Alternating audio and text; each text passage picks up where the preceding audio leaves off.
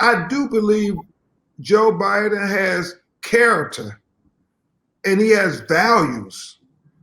And I believe that he believes it when, the Declaration of Independence about we hold these truths to be self-evident that all men are created equally, that they're endowed by their creator with certain inalienable rights, that amongst them are life, liberty, and the pursuit of happiness. I think he believes that. And is he going to fall short on some things on his mark to try to be perfect or help form a more perfect union? Absolutely. But he's going to be far better than what we have now. And for Kamala Harris to have the opportunity to be the first woman of color, the first Black woman to be vice president of the United States of America within a heartbeat away from being the leader of the free world. I mean, regardless of whatever mistakes she made in the past, she has far more life experiences with most of us than Donald Trump will ever have. She has much more background with us than Donald Trump and Mike Pence will ever have. She has, her mother had her there in Oakland, California, out there with the Black Panthers when her and her sister Maya was little children. And so, she has common ground with many of us. And what we want to do is be able to say to her, Kamala, we know you're not perfect. We know you don't have all the answers, but promise us you will always listen to us and try to make it better for all of us. And that's all we can ask for any politician, to try to do their best to include all of us at the table. And that's what it's about. And the last thing I will say is this. I know it's about 3:20 out in California. I'm on the East Coast. And so a lot of people still have time to go vote who are in the western part of the nation. And I don't have to tell you that this isn't just about our ancestors and what they sacrificed for us to have this right to vote. This is about the fact that George Floyd's blood is on the ballot. Breonna Taylor's blood is on the ballot. Ahmaud Arbery, who was lynched in Brunswick, Georgia for jogging while Black, blood is on the ballot.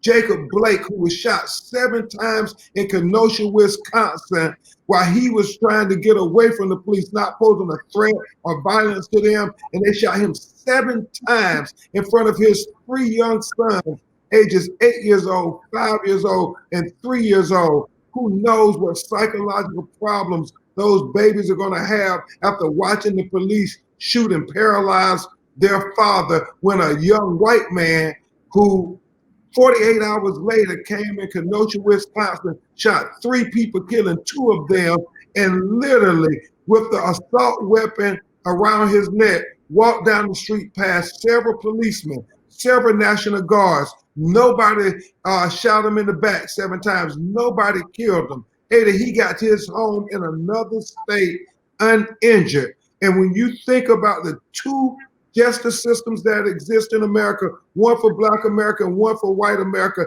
never has that been more profound than those 48 hours in Kenosha, Wisconsin, when you have a Black man getting away from the police and no weapon, they shoot him in the back, a white man walking at them with an assault weapon, and they don't see him as a threat. Jacob Blake's blood is on this ballot.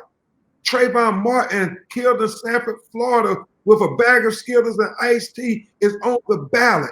Michael Brown, who all the witnesses in Ferguson, Missouri said he had his hands up, and we all yell, hands up, don't shoot. His blood is on the ballot. 12-year-old Tamir Rice in Cleveland, Ohio, playing on the playground with a toy gun in less than 1.7 seconds. The police drive up on him and shoot and kill him. That baby's blood is on the ballot. Joel Escobedo in Milwaukee, Wisconsin, who the police choked just like they choked George Floyd. His blood is on the ballot. Antonio Montez, who was killed in Pasco, Washington, shot 7 times as he ran away. And Aida even said, we don't know if we can let him bring a lawsuit because he is not a citizen. He's a Mexican native. And I mean, to even bring that up as if he's not a human being. Antonio Montez's blood is on the ballot. Pamela Turner, shot outside of Houston, Texas. Her blood is on the ballot. Sandra Bland, blood is on the ballot. Botham Jones, shot in his own apartment while eating ice cream when a white policewoman allegedly came in the wrong apartment, shot and killed him. His blood is on the ballot. Terrence Crutcher, killed in Tulsa, Oklahoma, with his hands up, don't shoot on video. His blood is on the ballot. Stephon Clark, shot in Sacramento, California, in his grandmother's backyard.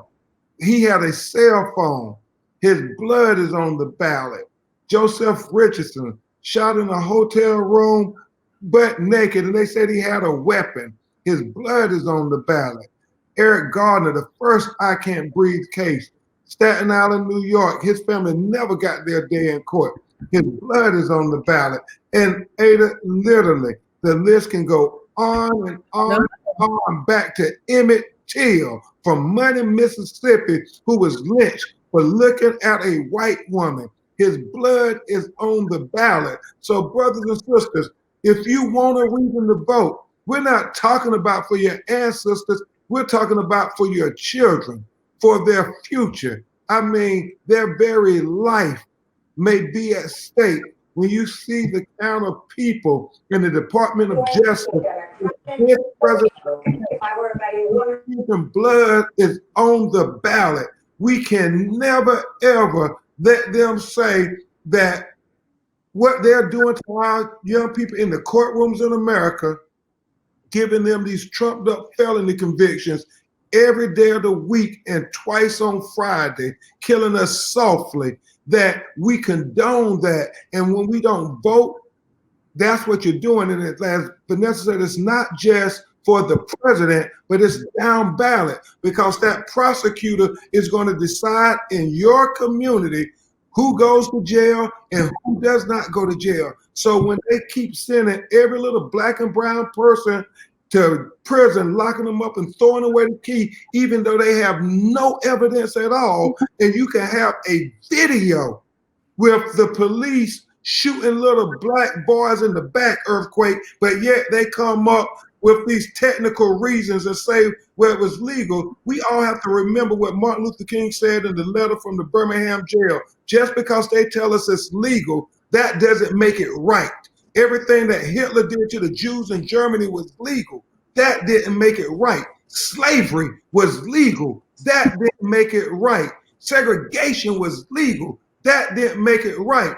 What they did to Breonna Taylor in Louisville, Kentucky, executing a no-knock warrant at 1 a.m. based on lies, they said that was legal, but that doesn't make it right. So we have to vote, because people like Trump and his lawyer, I don't call him the Attorney General, William Barr, they will say everything in destroying our community is legal, but that won't make it right. So we got to go vote to make it right.